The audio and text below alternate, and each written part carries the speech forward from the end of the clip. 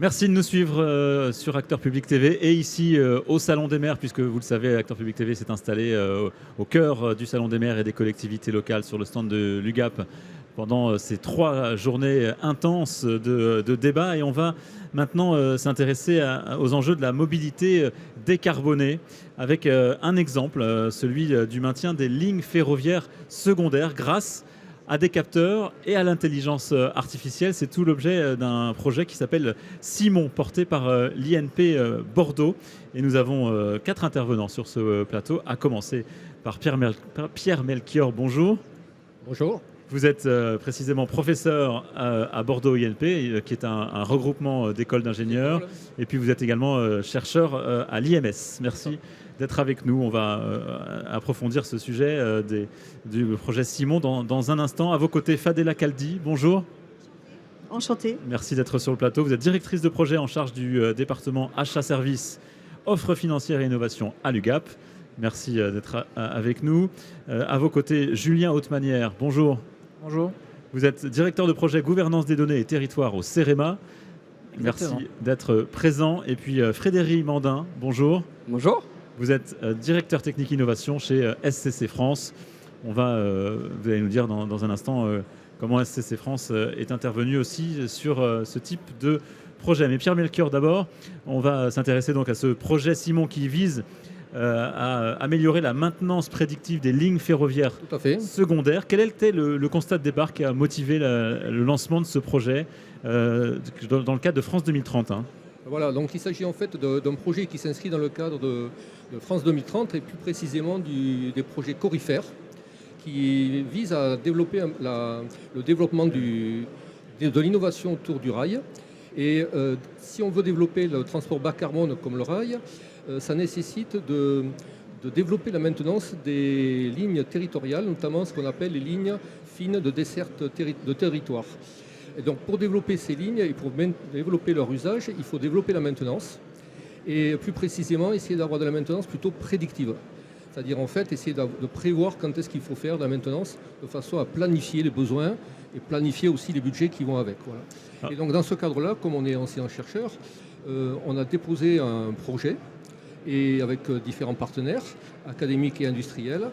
Et à travers cette réponse-là, on a été sélectionné, on a été un des 6 projets qui ont été retenus sur 24 au plan national. Voilà. Et donc l'objectif de ce projet, c'est de développer un mobile rail-route qui pourra aller sur les lignes secondaires. Ce mobile sera équipé de capteurs et ces capteurs permettent en gros de scanner carrément les rails, la voie et de collecter les données. Et grâce à ces enregistrements, en fait, on a une base de données assez riche qu'on va pouvoir derrière exploiter, non seulement pour faire la maintenance, mais surtout la maintenance prédictive. Alors qu'est-ce que vous surveillez exactement? Comment fonctionnent ces capteurs? Alors c'est des capteurs, il y a en fait une fusion de plusieurs capteurs, il y a des lidars, des profilomètres, de l'image, etc. Et donc ce qu'on va surveiller, on a une liste de défauts qui est assez conséquente. On a priorisé un certain nombre de défauts, donc ça peut être des défauts de fissures sur les voies ferroviaires, ça peut être des défauts de ballast, des défauts de pièces telles que des éclipses qui manquent, de la végétation, du gabarit dans les tunnels par exemple, des fissures le long des passages à niveau. Et tous ces défauts-là, on va derrière essayer de développer à travers les données des algorithmes et des modèles. Et c'est grâce à ces modèles qu'on va pouvoir faire de la prédiction. L'idée, c'est de prévoir, par exemple, s'il y a une fissure, comment va évoluer cette fissure et dans combien de temps on aura atteint un seuil où il faudra faire la maintenance et l'intervention. Alors, j'imagine que pour se développer ce projet, vous êtes entouré d'un certain nombre d'expertises. Lesquelles? Alors, on a au sein des partenaires déjà de Bordeaux NP, on en a plusieurs. On a notamment Ferrocampus, qui est une association qui dépend de la région Nouvelle-Aquitaine, qui est en fait un laboratoire autour du rail, à Saintes. On a également d'autres écoles partenaires comme Lexi à La Rochelle, des partenaires qui font du transfert comme le CATI. On a aussi des partenaires de labos juridiques, mais aussi des partenaires industriels, notamment Spheris. Spheris s'occupe de la maintenance ferroviaire. Sclé, Railway, ce sont des acteurs du ferroviaire, donc vraiment des gens impliqués et qui ont une vraie connaissance du rail.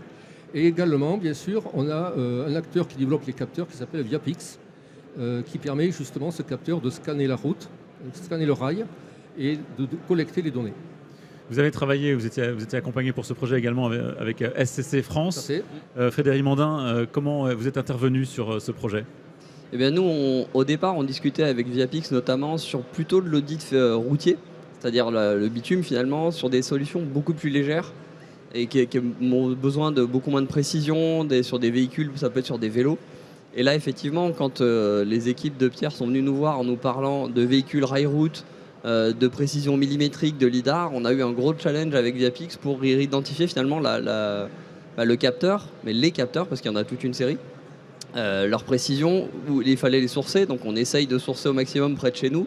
C'est pas toujours faisable suivant la précision dont on a besoin. Et puis trouver effectivement la plateforme qui permet aussi d'analyser toutes ces données, parce qu'on n'est pas juste sur de l'image, on a du lidar, on a des données millimétriques, voire micrométriques dans certains cas. Et il faut arriver à collecter tout ça, l'analyser, avoir une base de données qui permet de se dire, ben voilà, je cherche tel type de problème, des problèmes de signalisation, des problèmes de rails qui s'affaissent de quelques millimètres, et rassembler tout ça pour que l'exploitant derrière puisse voir l'état de son réseau facilement et puisse prévoir ses travaux d'entretien avant qu'il y ait des maintenances et des pannes beaucoup plus graves.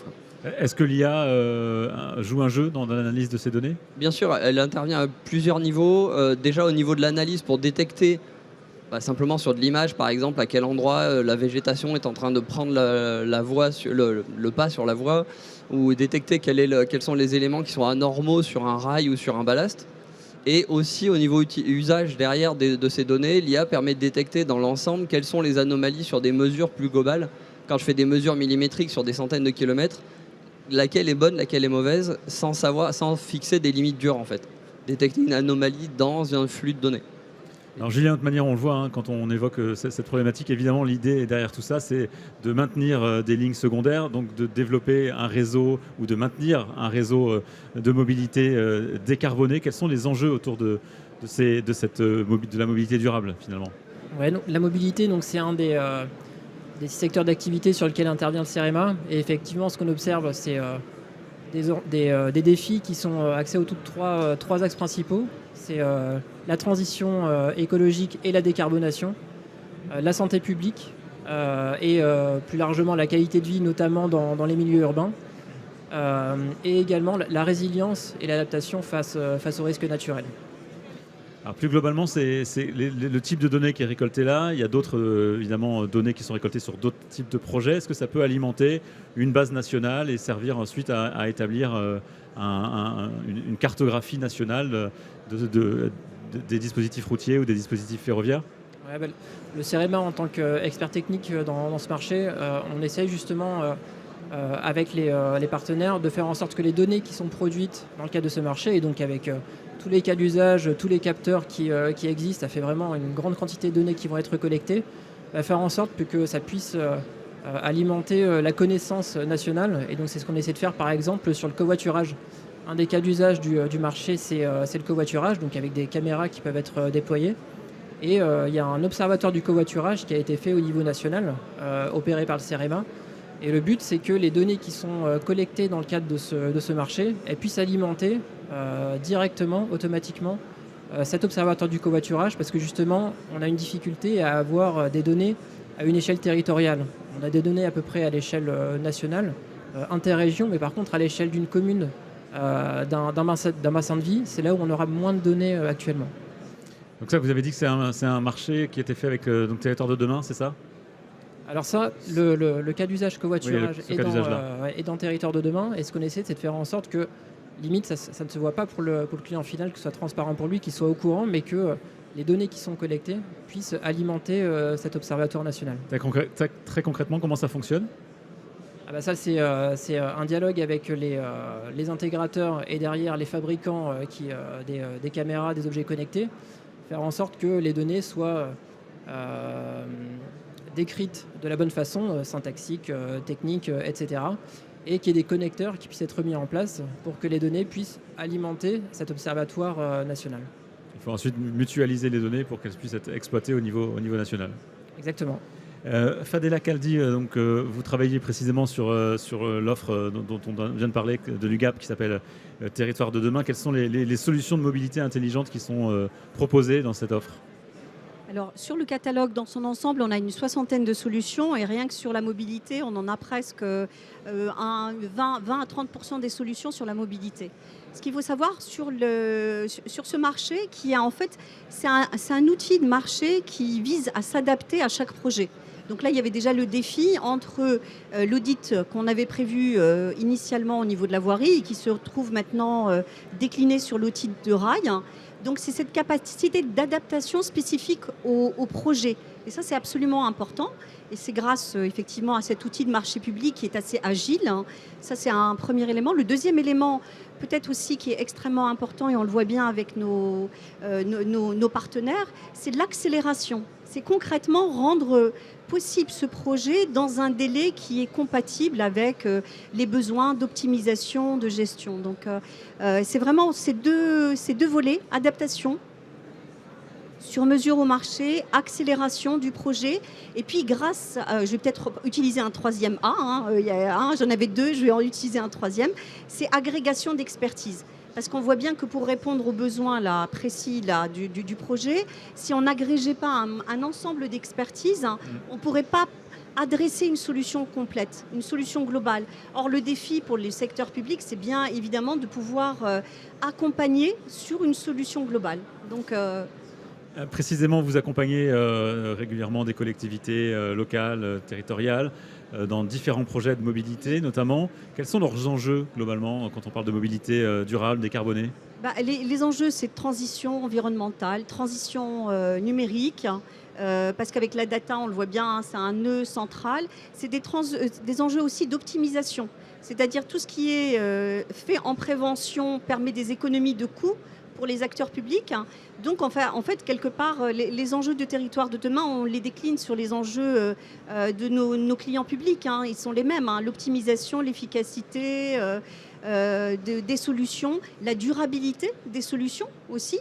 C'est vraiment des solutions qui s'inscrivent dans le temps, parce qu'il y a même du recyclage à la fin de la solution. Donc c'est vraiment la capacité à agréger et avoir cette vision un peu 360 dès le départ, pour pouvoir accompagner le client dans chacune des phases. Et par exemple, sur la mobilité, pour vous donner un exemple, on va des projets de l'audit de voirie à des projets comme les IRVE, enfin à la mobilité douce, au comptage des flux. Donc c'est vraiment une grande diversité de préoccupations qu'on retrouve.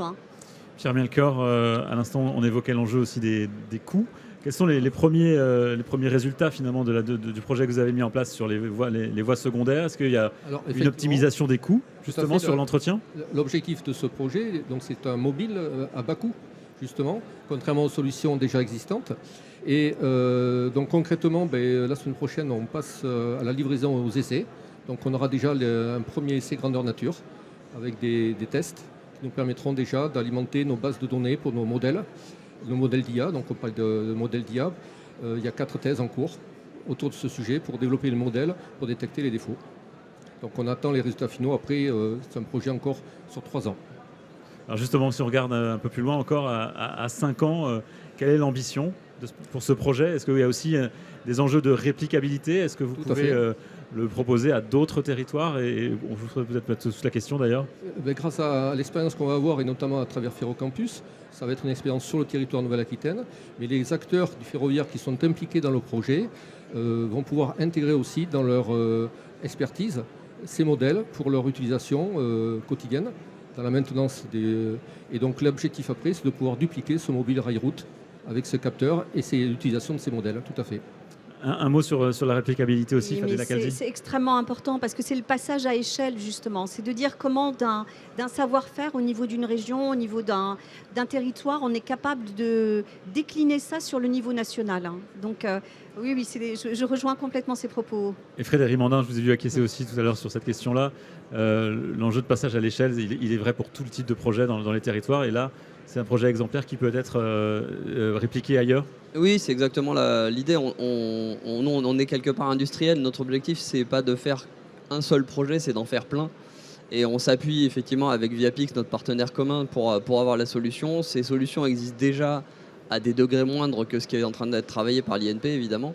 Mais c'est des solutions qui existent déjà. Et sur l'ensemble de nos solutions, elles doivent être productibles, elles doivent être adaptables à des degrés divers. On n'est pas obligé de passer effectivement sur une telle échelle comme on a pu le faire pour ce cas-là. Mais tous les cas sont adaptables, s'ajustent à chaque client. Et si besoin, on en crée des nouveaux avec Fadela. On connaît bien l'exercice maintenant. On crée un nouveau cas d'usage si l'actuel n'est pas suffisant. Merci Frédéric Mandin, merci à tous les quatre d'être passés par le plateau d'Acteurs Publics TV ici installé au cœur du Salon des maires. Merci beaucoup de nous avoir suivis, merci à vous qui étiez présents ici et à tout de suite pour une nouvelle table ronde.